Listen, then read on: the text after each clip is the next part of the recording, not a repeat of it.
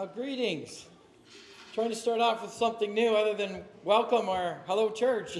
I said I'm going to start with the greetings this morning. Do something a little different. This morning's lesson, I thought I'd start off with talking about a topic that many of us are maybe familiar with, an activity that we're familiar with but few have mastered it, and that is the art of canoeing. So I mention that as an art because there's a lot more to canoeing than just sitting in a boat and swinging an oar. There's more to it. I remember my first experience on a river with my dad and my uncle. They said, we're going to cross Algonquin Park. We're taking a 2-week trip, and we need to practice. So you're going to be our gear. Because I weighed about the same as their 2 backpacks. And so we're going on a practice. Okay. So I go out. I was like, cool 16, 17-year-old. I remember I had these really cool glasses. I say had because you'll hear what happened in a minute. And they had back when I was a Blue Jay fan, they had the Blue Jay symbol in them and mirrored glasses. And the last time I remember wearing those glasses was looking over at the shoreline and my dad and my uncle saying, perfect spot for lunch. And they both turned the same direction at the same time and the canoe capsized and we watched our lunch float down the river. I think one of them grabbed a banana and that was it. We sat on the side and my glasses were gone. And my hat, I grabbed that, and that was it. And that was my first experience on a river. Because there's a difference between canoeing on a river and canoeing on, running water versus a lake or calm water in a pond. And so there's a lot to canoeing. You got to balance. And if you've got a partner, if they're not good and they're tippy, you got to try and, balance yourself and keep it balanced for them. You also have to conserve your energy. Because if you're going a long distance, you're going to run out of energy quickly. And so you want to make sure that every stroke counts, and you don't want drag. If the person's at the back, and that's how they steer, is they don't paddle, they just kind of drag it, it's a lot of work for the person at the front of the canoe. So you want to make sure you've got the right wind, you're heading the right direction. And if there's waves, you got to hit those waves head on. You don't want to go sideways and end up capsizing if the waves are too big. So there's an art to canoeing. That's just a 2-person team.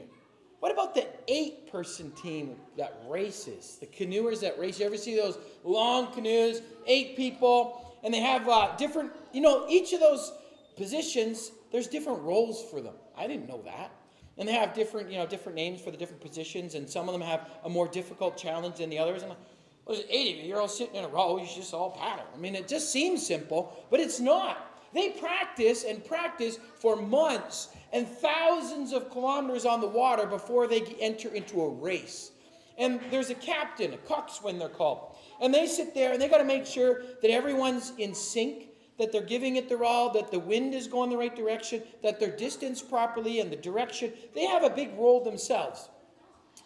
So there's a lot to the coordination and the teamwork to the 8-person canoe. But that pales in comparison to the 170-person boat.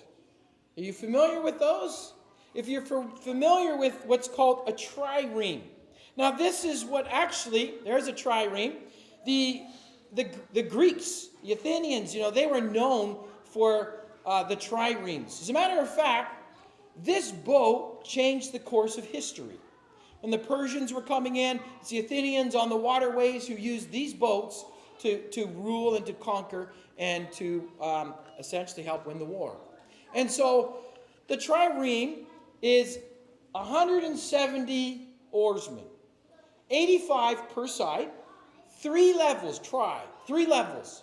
And each person in that boat has a specific role. It's not, if you've ever seen one where all the oars are all going on the wrong and they're it's not going to work. They all have to go in unison. They all go at the same time. And they're pulling with the same strength. And there's actually, for every trireme, there's 1 captain, but there's 7 officers, 9 sailors, 170 rowers, and then there's 14 archers and Marines who are just there for protection. And that's for one of them. And they have to all work together to make this boat effective. And do you know this boat, at the time, the fastest boat with the best winds, I think, was around 4 knots. And one of these triremes could go anywhere between 6 and 12. And so The average boat took, I can't remember, it's 30 minutes or something like that, just to turn around at 180. This boat could do it in a minute, just like a canoe. You know, one side paddles forward, the others paddle backwards, and you can turn this boat. These boats change the course of history. But if you were in a war, it's not a very glorious position. Being in the bottom or any one of those levels, being under the deck of a trireme, and that's your job in a war, and you're just sitting there, and your job is just to do this. That's your job. It's not very glorious. You're not like the person in their armor or the archers, and you come back into town and people are cheering because no one could see you or hear you. You were just a cog in the great wheel. But if you didn't do your job, and these boats didn't work together, and everything didn't work out smoothly, the wars would not have been won. Well, here's a quick little video on the trireme, just to give you a little bit of an idea of what these were like.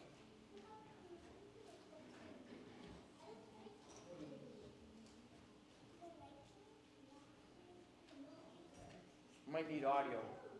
The Athenian trireme. Made for battle and warfare, it was a masterpiece of naval architecture. Light but heavy enough to cause damage to the enemy. It was maneuverable, versatile, and incredibly fast. The trireme ruled the seas for more than 4 centuries, protecting the Greeks from foreign invasions before its traces were lost, until 1987, when for the first time in modern history, a full-scale trireme was built by the name of Olympias. An exact replica of the ancient vessel made of Morocco wood for a crew of 200 people, with 3 rows of oars and a fierce ram at its prow, boasting extraordinary performance and bringing history to life. All right, so that gives you a little bit of an idea. They recreated a trireme because they had heard about them, read about them, and they're like, we don't think that would have worked. They recreated one in 1987, and it did everything that ancient texts said that they did, and more. And so, quite impressive, this boat. But as impressive as the trireme is, the complexity, the coordination, and the teamwork that's needed to make one of those operate, it pales in comparison to the complexity and the coordination and teamwork that's needed for the church to operate, to be effective in our time. Paul says in 1 Corinthians chapter 3, verse 16, "Don't you yourselves know that you're God's temple and the Spirit of God lives in you?" We are God's temple, the church, the called out, those who are set apart, those who are holy. To be the church is not a building. Church is we think of a church as a building. You think of, the temple was a building. You think, oh, the church is the building. No, the church is a building, but it's a movable one. Like the tabernacle. We're going to talk about that in a few minutes. And this is where God's Spirit, God's presence dwells. The church is the people where God dwells in us. We are holy. We are called out. We are God's team in war because we're in a war. We are on a mission. We're called to mission work together. So just like those rowers in the trireme, there's a purpose you get on and that you row. And we have a purpose in God's church to go into the world, make disciples, call others in so they too can be a part of God's special kingdom. Paul says, don't you know that you're God's people? The church is supposed to be special, that we're a temple. Being the idea that we're supposed to be special. So many times in history, people had a bad experience with church. Sometimes the word is equated with a bad word. It's like, oh, church, I don't want to go to that. And that's not a problem with the design. God's church is amazing. It's awesome. And when it's operating the way it should, it is something to behold. But sadly, so many times the team fails. And so we're presenting the church to the world as something broken, as something unattractive, as something that people aren't excited to be a part of. Paul would also say, as he writes to the Ephesians, "You're no longer foreigners and strangers, but fellow citizens with the saints, the holy ones. Members of God's household. That's what the church is. Built on the foundation of the apostles and prophets, with Christ Jesus as the cornerstone, the chief block in the building. In him, the whole building being put together grows into a holy temple in the Lord. In him you are also built together for God's dwelling in his Spirit. The best way for us to understand what it means to be the temple, because we've read these verses. Some of us have read it. We're like, what is a temple? And some of us, we have the wrong idea of what a temple is, what God's temple is. Because the temple was destroyed in AD 70, never to be rebuilt. And so it's hard for us to imagine and to equate what Paul was telling them. They would have known right away, oh, we are that temple? And it would have clicked, but we don't see the temple. Matter of fact, some of us, we've maybe seen some recreations of it, but to actually experience it, to be there, to look up at this huge building and all the gold and glitter, the precious gems, the amount of work, the amount of precious stones, the best craftsmen, the best artisans, the best stonemasons, only the best, even the wood that was used on that temple, it was imported and had to be the best in the world. This was not something that people just kind of said, let's build a house for God. What's the building standards? We'll just do something standard. No. This was above and beyond what anyone else had. And this is what Solomon did when he built the temple. Here's a little video, another video, last one for this morning, to kind of show us a little bit about the temple itself. So let's take a look at the temple and the tabernacle, which was God's movable house. And then we'll come back to this passage.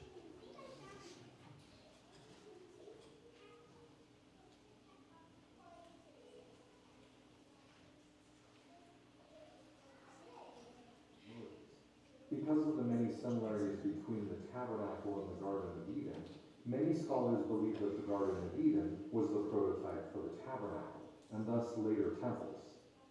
According to Jewish tradition, Eden was located on a hill, with the tree of life and the tree of knowledge of good and evil at the center of the hill. The Bible teaches that when Adam and Eve transgressed and partook of the forbidden fruit, they were cast out towards the east.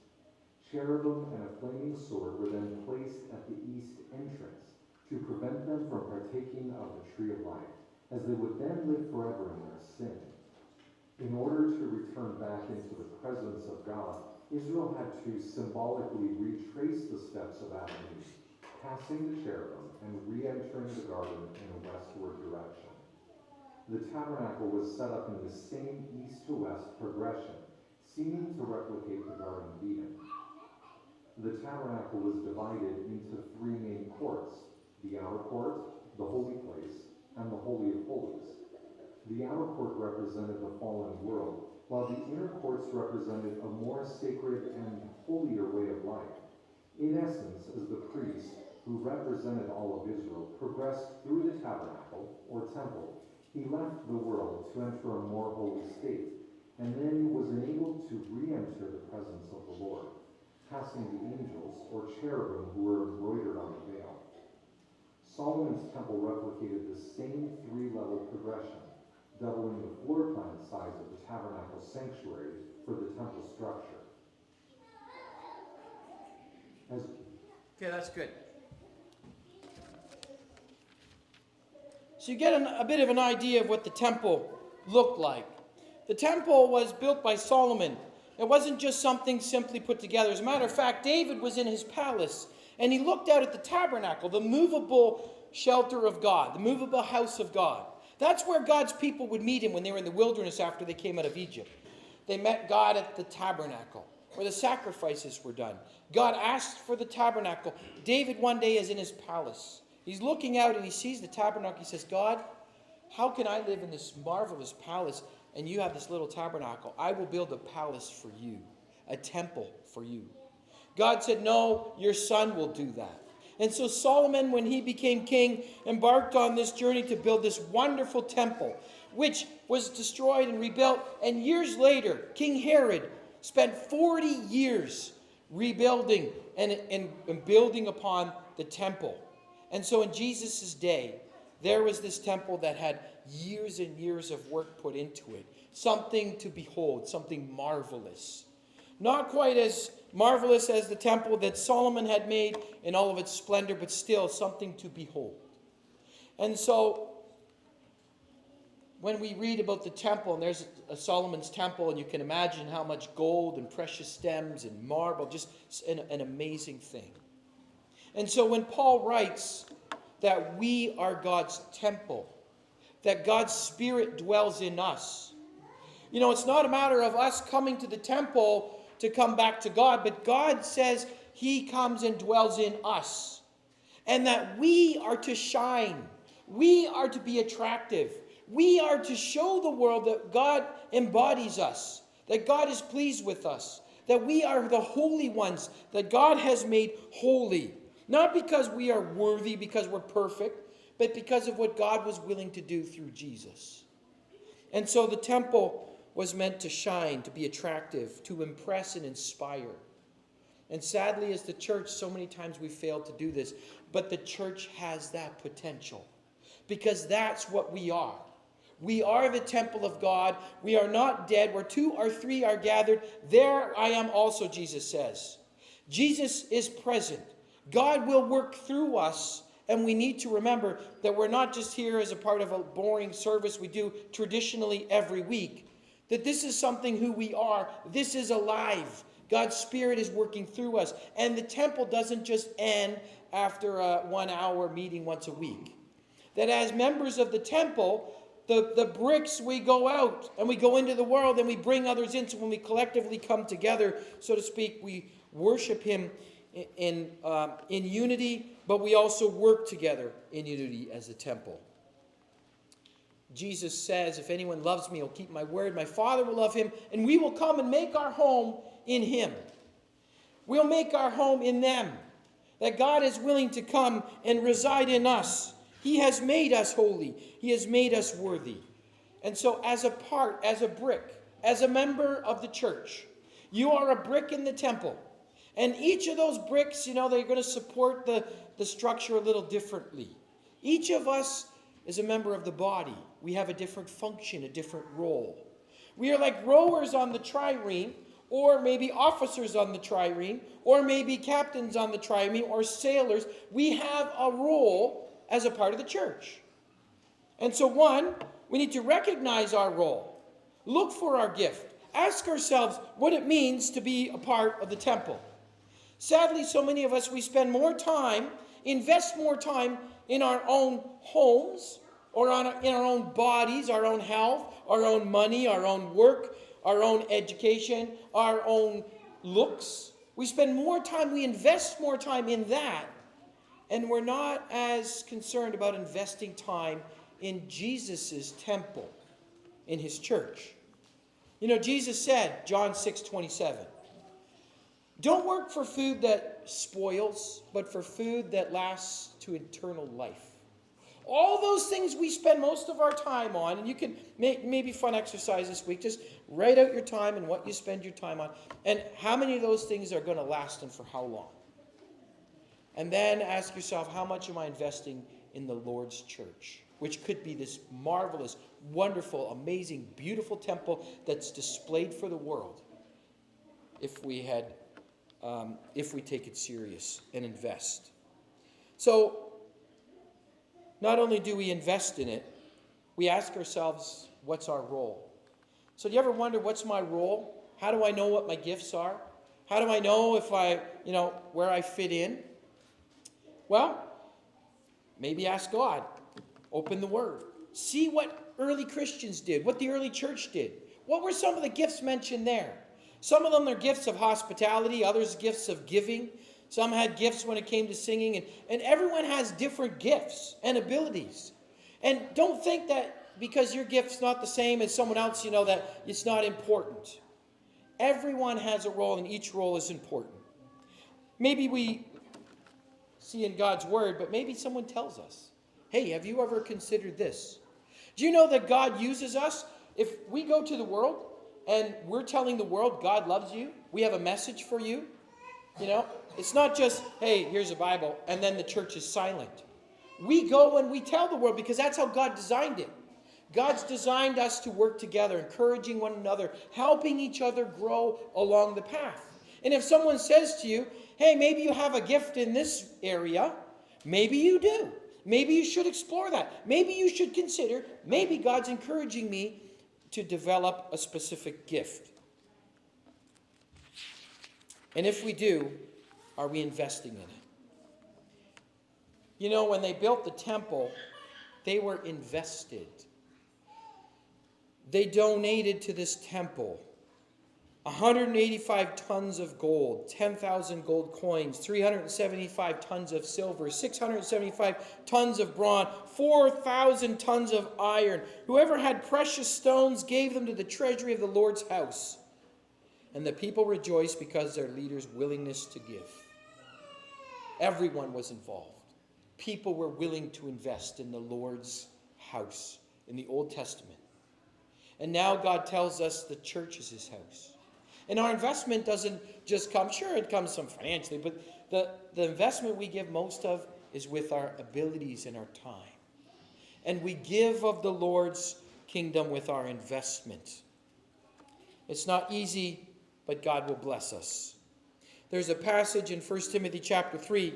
If anyone aspires to an overseer, desires a noble task, sometimes the more difficult roles are ones that God recognizes and is talked as noble work. But don't forget, it's not just the ones that are serving in leadership roles that are important. Every single one of us, it's a noble work if it's within God's church.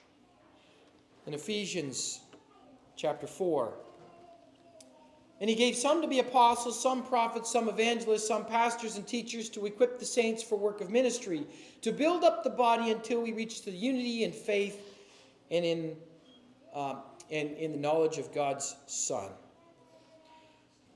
So sometimes gifts are those in leadership, but sometimes it's not those that, think of that trireme example. Sometimes it's not those who have their armor and their swords and they're all shined up and they come back from battle. It's not the ones that are seen that are most important.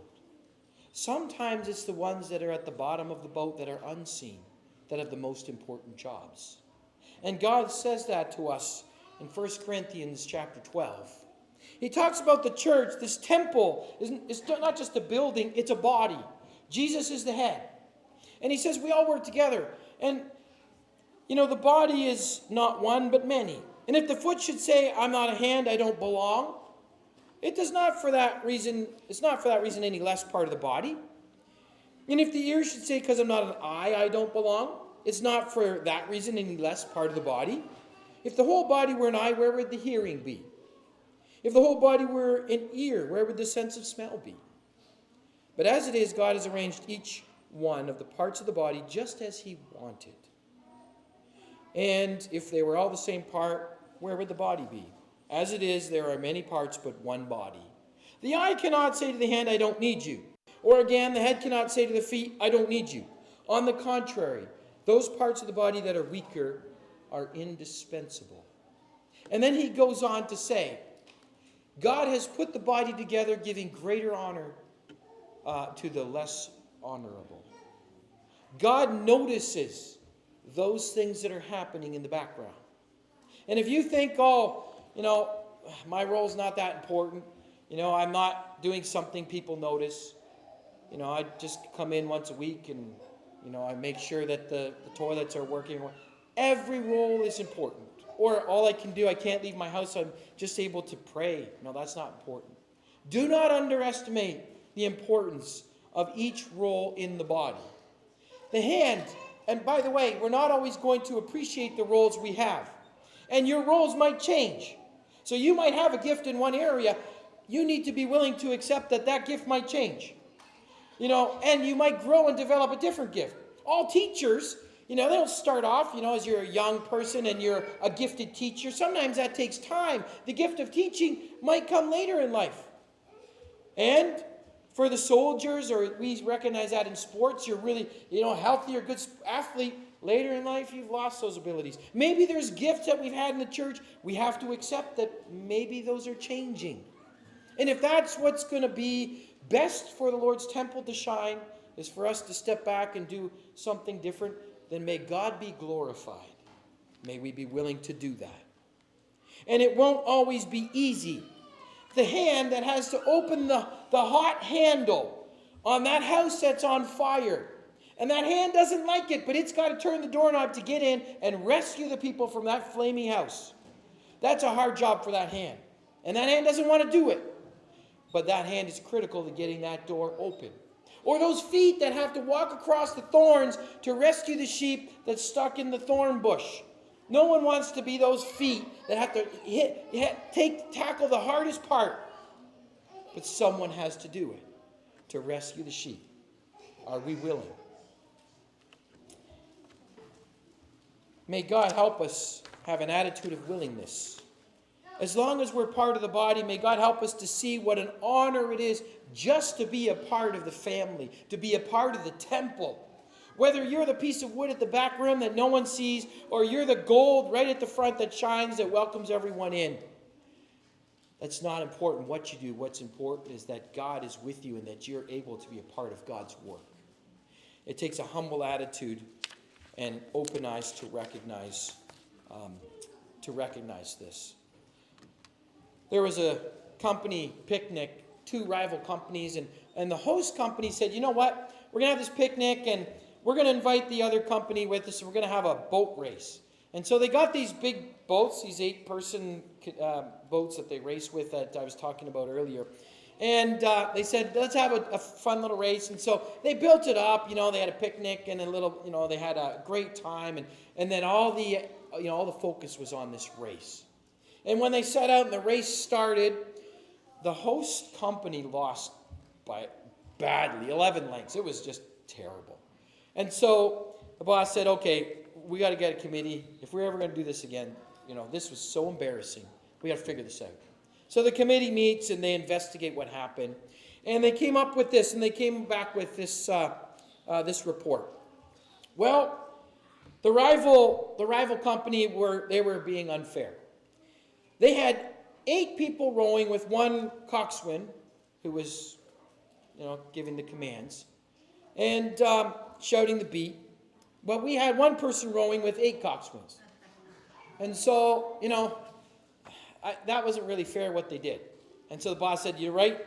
You know what? I want that rower in here now. He's got to work 8 times as hard next time. So, that's kind of sometimes the way we think of it, right? Instead of like, hey, wait a minute, maybe we need more teamwork. Sometimes we're like, it's 1 or 2 people that are doing so much, and we fail because we're not taking part in what God has designed. Everyone wants to be the coxswain. Everyone wants to be the captain, and it doesn't always work that way. We are the temple of God, and it is such an honor, but we also have a mission, and we're in a war. And we need to work together if we're going to win. We need to work together if we're going to save souls. And we need to work together if we're going to show the world what a beautiful, amazing design the church is. Sometimes I've related the church sometimes to marriage. The young people, there's less divorce in this day and age. Not because divorce rates are going down, but because marriage rates are going down. Young people are like, I don't want to get married. There's so much divorce, it's just rampant. And people say marriage is just a terrible design. Marriage is not the problem. Marriage is a beautiful design. The problem is usually with us as people. And it's the same with the church. Solomon, when he built the temple, he said, the temple that I'm building will be great, for our God is greater than any gods. But who is able to build a temple for him? Since even the highest heaven, the highest heaven cannot contain him, who am I that I should build a temple for him, except as a place to burn incense before him? The highest heavens cannot contain God. And who do we think we are? Well, God tells us, you're my children. You're welcomed into my family. And we don't have to do something to go and try and climb a mountain to get to God. God says, I will come and dwell with you because I'm pleased with you. We were made in his image, and may we reflect that image well as we show the world what it means to be the temple of God. Let's stand for our final hymn.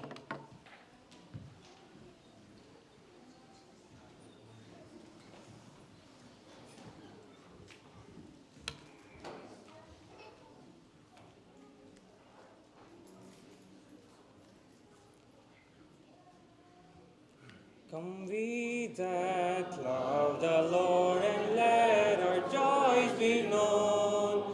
Join in a song with sweet accord. Join in a song with sweet accord. And thus around the throne, and thus around the throne. We're marching to Zion, beautiful, beautiful Zion. We're marching upward to Zion, the beautiful city of God. Let those refuse to sing who never knew our God, but children of the heavenly King, but children of the heavenly King may speak their joys abroad, may speak their joys abroad. We're marching to Zion, beautiful, beautiful Zion. We're marching upward to Zion, the beautiful city of God. The hill of Zion is 1,000 sacred streets. Before we reach the heavenly fields, before we reach the heavenly fields, or walk the golden streets, or walk the golden streets. We're marching to Zion, beautiful, beautiful Zion. We're marching upward to Zion, the beautiful city of God. Then let our songs abound and every tear be dry. We're marching through Emmanuel's crown. We're marching through Emmanuel's crown to fairer worlds on high, to fairer worlds on high. We're marching to Zion, beautiful, beautiful Zion. We're marching upward to Zion, the beautiful city of God.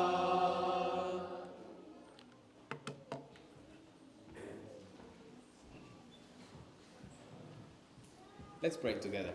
Our Father in heaven, we thank you for allowing us to be part of your church, your body, your people. What a blessing it is to be part of this loving, caring church family. And help us to serve you more and more. And we ask you to please use us to share the message of the gospel with everybody around us. And help us to love each one of